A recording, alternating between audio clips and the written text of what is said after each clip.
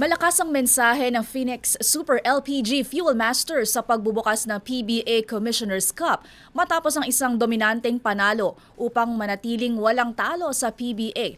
Ang ibang detalye alamin sa pag-abante ni Zuz Valdez. Lumalakas na ang kumpiyansa ng Phoenix Super LPG Fuel Masters matapos ang malakas na simula sa PBA Season 50 Commissioner's Cup.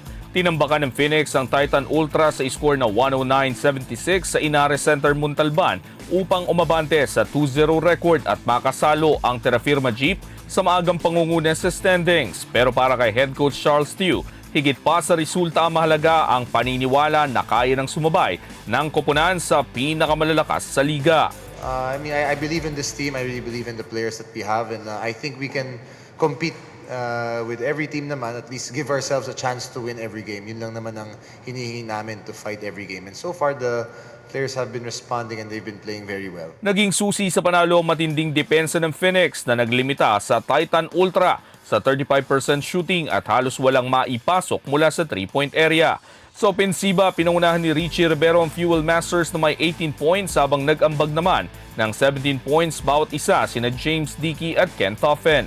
Pero ayon kay Tew, ang mas nagustuhan niya ay ang kalmadong paglalaro ng koponan sa mga kritikal na sandali ng laban.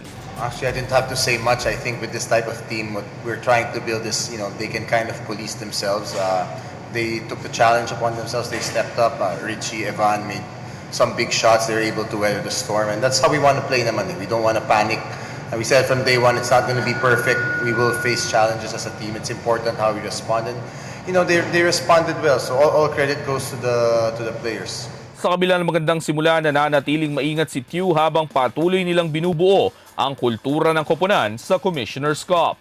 Ako si Zuz Valdez, Abante Sports, nauna.